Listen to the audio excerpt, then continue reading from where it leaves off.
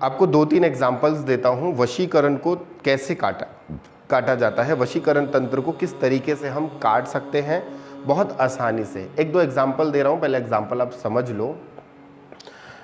एक महिला मेरे पास आई, अग्रवाल फैमिली से थी, काफ़ी रिच फैमिली से थी, मतलब उनके पास काफ़ी मज़े का पैसा था। आने के बाद उन्होंने मुझसे बताया कि सर ऐसी ऐसी प्रॉब्लम्स हैं, मेरे जो पति हैं वो किसी अदर फीमेल के साथ बहुत ज़्यादा इन्वॉल्व हैं। मैंने कहा ठीक है, हम कुंडली वगैरह देखते हैं। जब उनकी कुंडली मैंने देखी तो मुझे दिखा कि मैरिज लाइफ तो काफ़ी अच्छी चलनी चाहिए, ऐसा तो कोई दिक्कत आना नहीं चाहिए। फिर मैंने उनको पूछा कि क्या आपके घर का साउथ वेस्ट ख़राब है, तो कहा सर उन्होंने नहीं, साउथ वेस्ट में ये चीज़ें। मैंने कहा यार वास्तु के हिसाब से भी ये चीज़ें ठीक है। फिर मैंने कहा कि अच्छा ठीक है, एक छोटा सा उपाय है, आप ये करना, आप एक लेमन लेना, अपने हस्बैंड के बिस्तर के नीचे आप रख देना छुपा करके, और सुबह उस लेमन को देखना, अगर उसमें कोई दाग आएगा तो मुझे आप फ़ोन करके बताना, मैं आपको बताऊंगा कि क्या क्या प्रयोजन किया हुआ है। उन्होंने कहा ठीक है सर। वो स्वयं उन्होंने यही प्रयोग किया। घर गई, रात में सोने के समय अपने हस्बैंड के सिरहाने पे उन्होंने लेमन रखा। दूसरे दिन जब उन्होंने देखा तो लेमन का रंग और लेमन में छोटे छोटे ब्लैक दाग पड़ गए।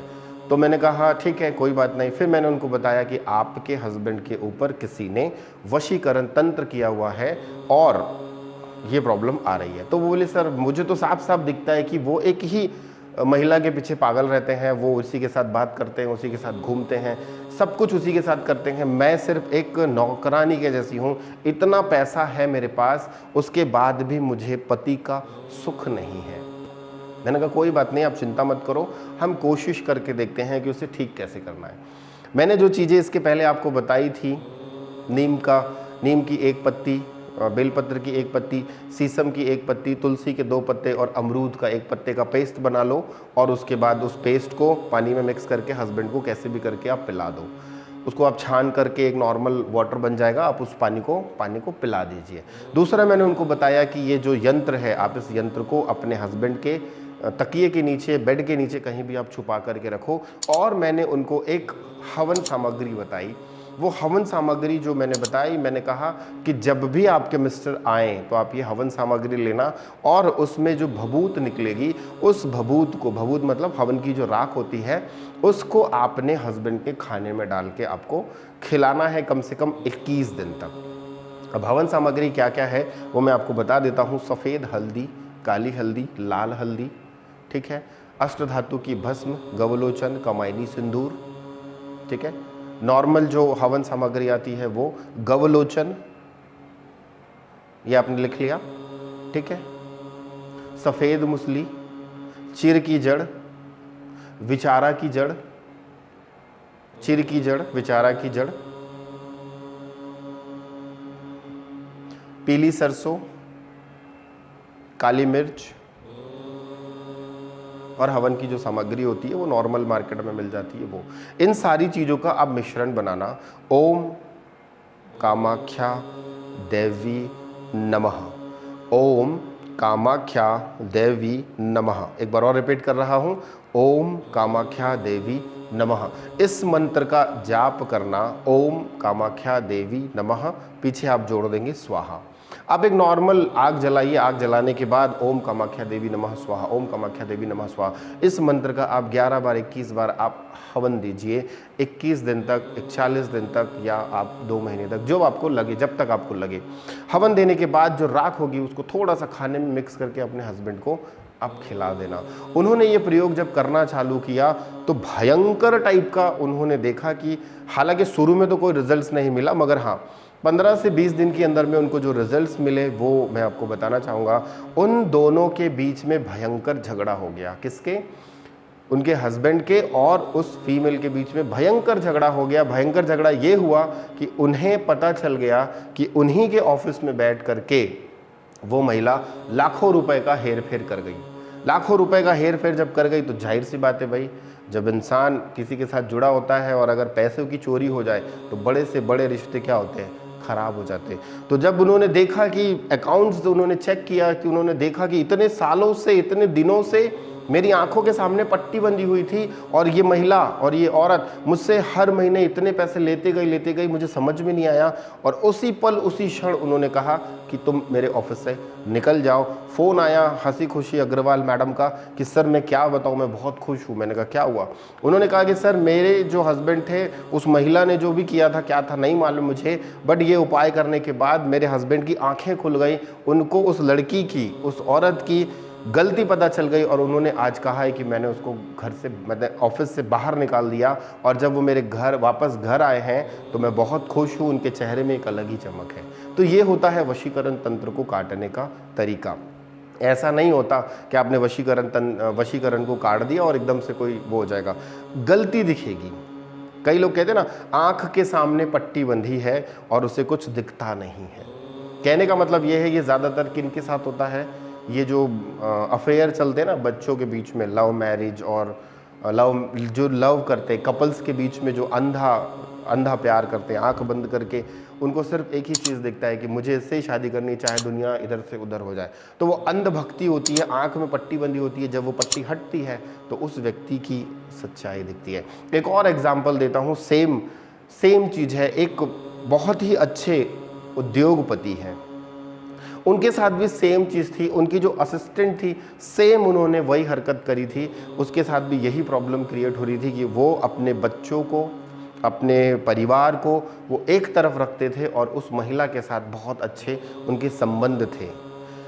अपनी पत्नी को प्रताड़ित करते थे, बच्चे के ध्यान नहीं देते थे, पत्नी की तरफ ध्यान नहीं देते थे, माँ बाप की तरफ ध्यान नहीं देते थे, सिर्फ और सिर्फ उस औरत के पीछे भागते थे। पूरा परिवार इतना परेशान था, पैसा होते हुए भी परेशान था। आने के बाद मैंने उनको ये सारी चीज़ें बताई, बट वहाँ पर एक छोटा सा बड़ा तंत्र को काटने का प्रयोजन किया गया था, क्योंकि वो जो तंत्र था वह तंत्र था माँ कामाख्या का ही तंत्र था। वो उन्होंने माँ कामाख्या सिंदूर के साथ अपनी जो नेल्स को कट करके और जो पीरियड्स जो आते हैं ना महिलाओं के, उसको रक्त को मिला करके, उसके खून को मिक्स करके उन्होंने उस आदमी को खिला दिया था।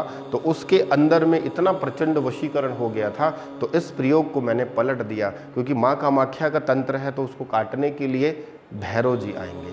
मैंने कहा कि ये उपाय करो, ओम काल भैरवाय नमः स्वाहा, और देवी कवच का पाठ करो, और जो मैंने यंत्र बताया है इस यंत्र को करो। इस हवन सामग्री के साथ आप हवन करना चालू करो। जब आप खिलाना चालू करोगे धीरे धीरे तो हो जाएगा।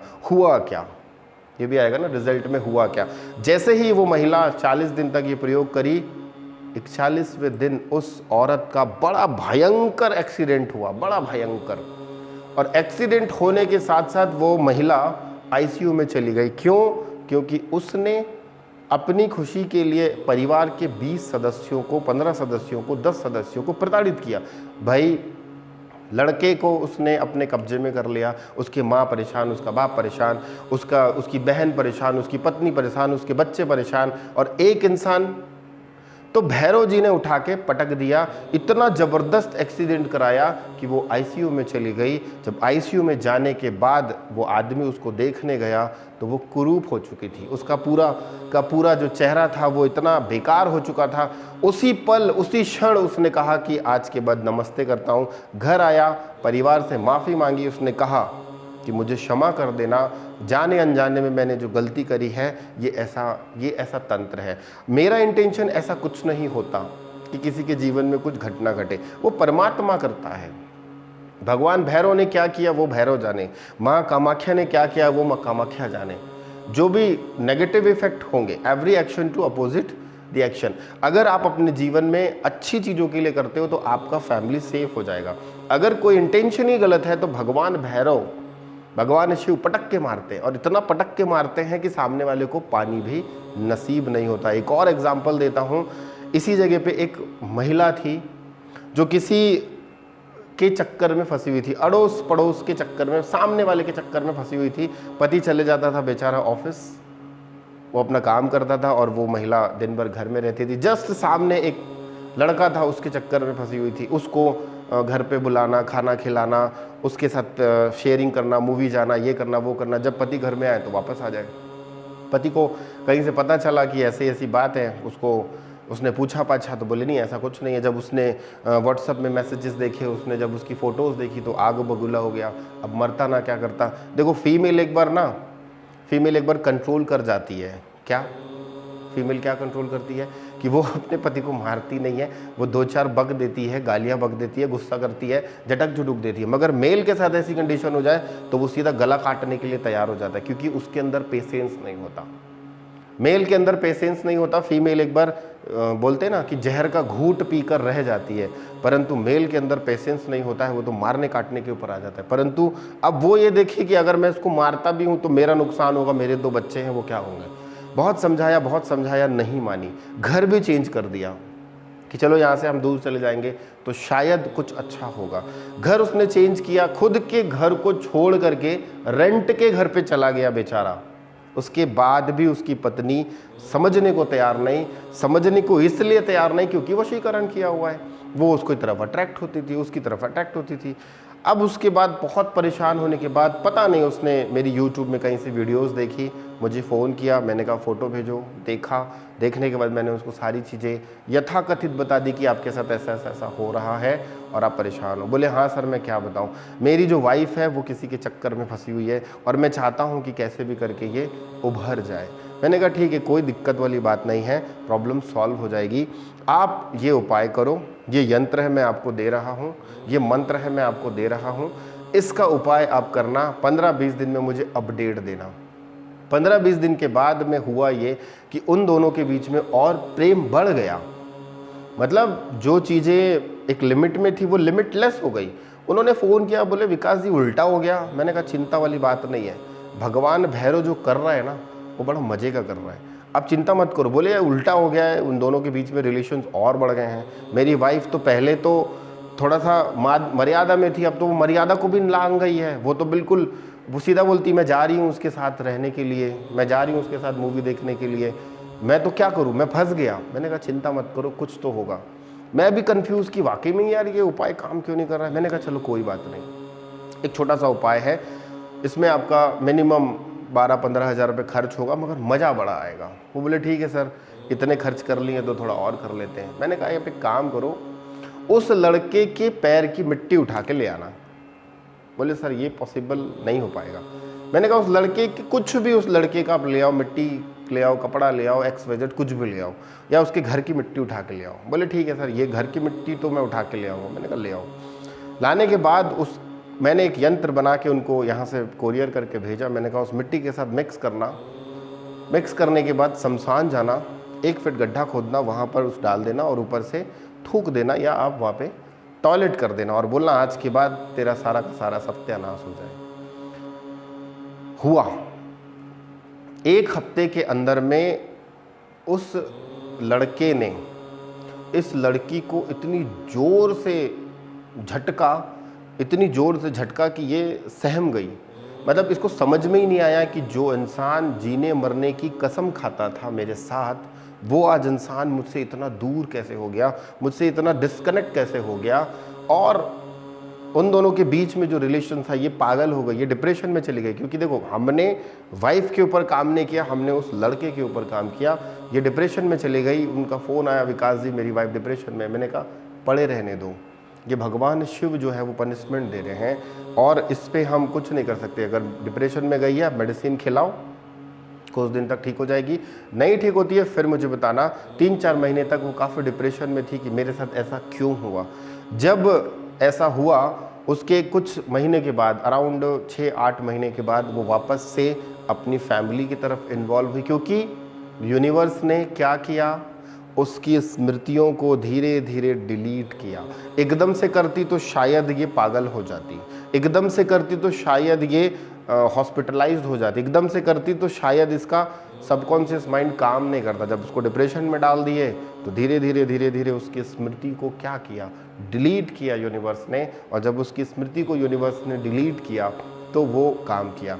अब क्या होता है कि मान लो किसी का कोई चहेता, बहुत हम क्लोज़ हैं, और वो अचानक से इस दुनिया से चला जाए, तो भगवान कृष्ण ने कहा था कि ये माया की नगरी है, ये माया ये माया जो है, इंसान कितना भी कोशिश कर ले अपने पास्ट को, अगर किसी के साथ कनेक्ट है, वो कितना भी कोशिश कर ले उसको याद करने की, मैं उसकी स्मृति को भुला दूंगा। आप देख लेना, आप कितने भी आपके क्लोज वन ही क्यों ना हो, आप उनको कितना भी पकड़ के रखो, अगर वो इस दुनिया में नहीं है, आप बार बार याद करो, 2 दिन 4 दिन 6 दिन 10 दिन, जैसे जैसे जैसे जैसे समय बीतता जाएगा, आप उस स्मृति को भूलते चले जाओगे। तो यही है हमारे सबकॉन्शियस माइंड का खेल, यही है इस विद्या को काटने का तरीका, इस तंत्र को काटने का